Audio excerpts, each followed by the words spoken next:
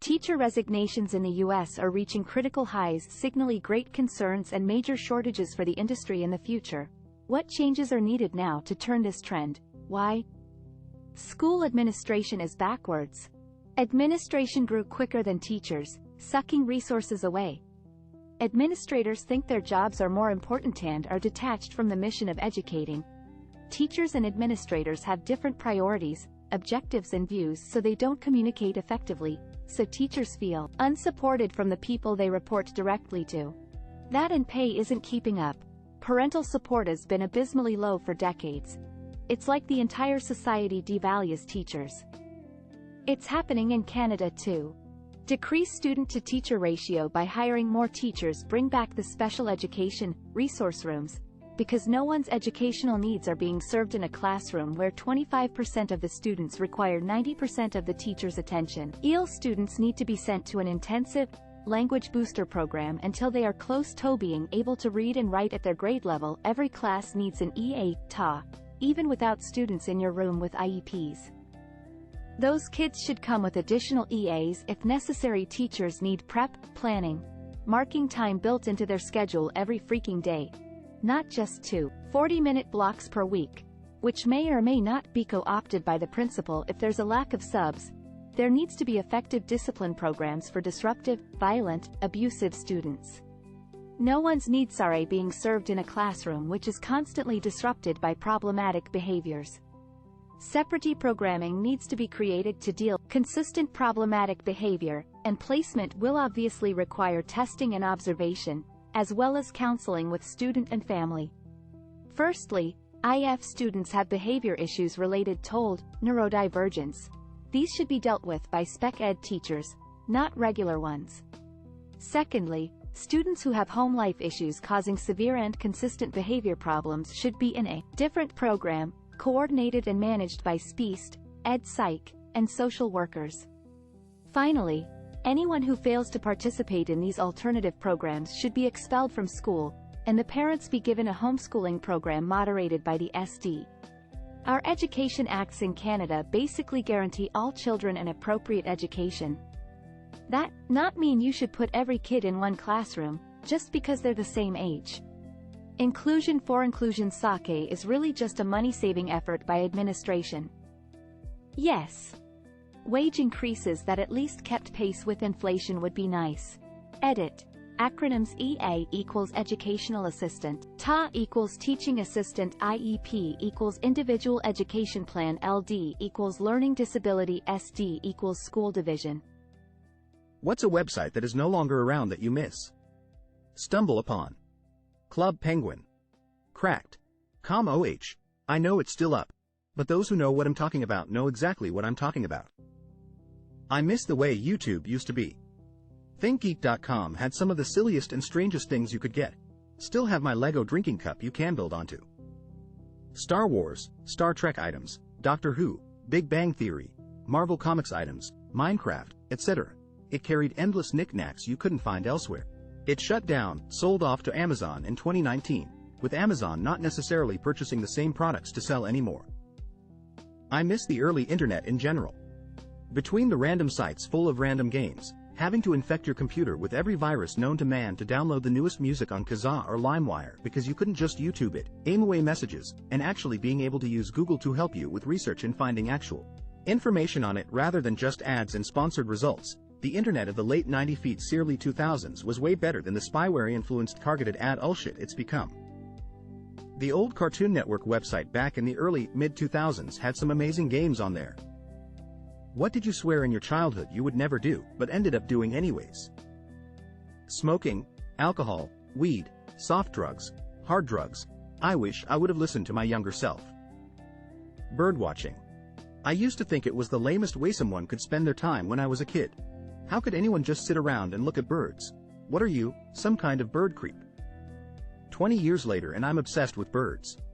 Love hearing their songs and seeing all the beautiful colors. I have become my father. Get into debt I can't pay off. I said I wouldn't curse unless a nuke was dropped on my house. That was a fucking lie. Give up drawing. I actually broke my own heart when I recently found a school project we did back when I was a kid. Wahad to write a letter for our future selves, and mine starts with, "Hey, did you become an artist already? I really hope you did not become a boring adult with a boring job who gave up on his dreams and passions. Well, sorry little me, but I kinda did." Gardening. We had a large garden. We raised and preserved what we grew. It was me and my sister's job to care for this garden. This was back when whipping your child was acceptable punishment. I was whipped so many times because I hated that Ehad to grew and preserved vegetables I did not like. I hated it. Swore I'd never do that to my kids. Then I had kids. A switch flipped in my head. I had to have a garden. I never made my kids take care of it. Gardening was me time. But being little kids, they wanted to be with mom and help with the garden. I gave them an area and they were allowed to grow whatever they wanted. If it was a fruit or vegetables, they had to eat it. As a result, both love gardening and neither are picky eaters. Have X before marriage. Thank *UCKI never mad good on that one since I'm 41 and have never been married. I wanted to die by 30. I'm 34 now.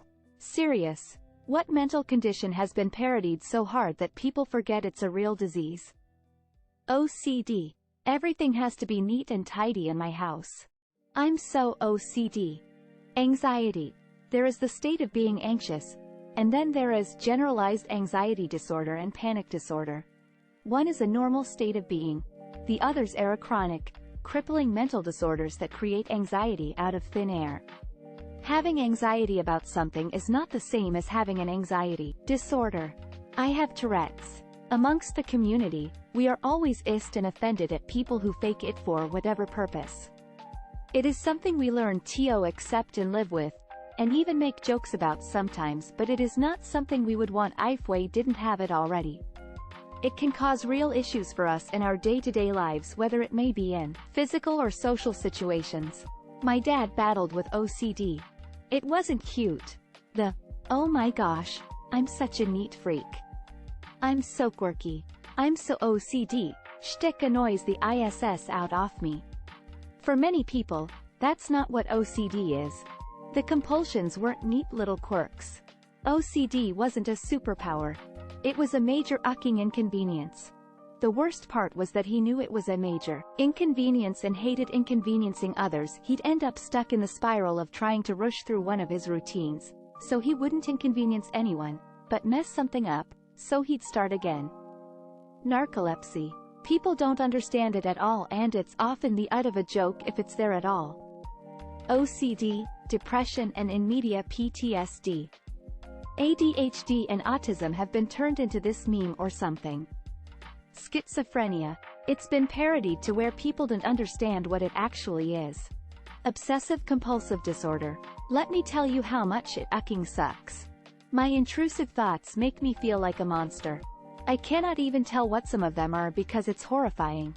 Years in therapy to help with that one. I pick my scalp raw. I scrape my teeth to get plaque off. I constantly am cracking an elbow because it feels wrong.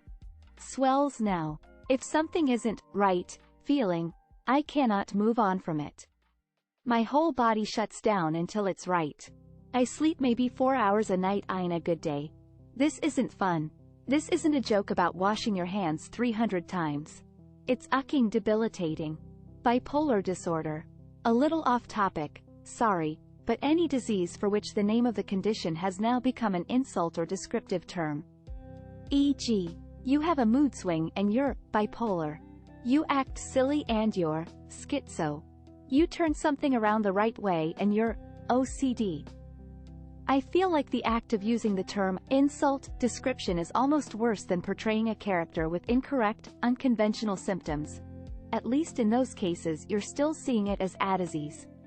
But once you start using it as an insult, descriptive word, then you're dissociating the word from a disease. What's a scam so stupid yet people keep falling for?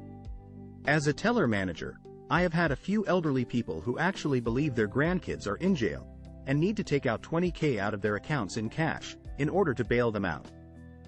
Literally tell them they are falling for a scam and to call their grandkids in front of me. Of course the kid then answers. Their hearts are in the right place, but they need to think before they take large amounts like that, but also if they gave the scammers their personal addresses. People who fall for phone scammers telling them they can pay an overdue utility bill in Apple gift cards. WTF? Facebook is going to change its algorithm by you copying and pasting a post. Literally any MLM. First that came to mind was essential oils though. U.S. residents. The IRS never calls you first. By law, they have to contact you through certified mail. Joel Osteen and the religious grifters. Psychic hotlines. Those lose 15 pounds in 5 days type diets in supermarket tabloids. The self-made stories of the wealthiest people. Doctors hate this. Any get-rich-quick subscription program. The actual get-rich scheme is launching a subscription program for a get-rich scheme.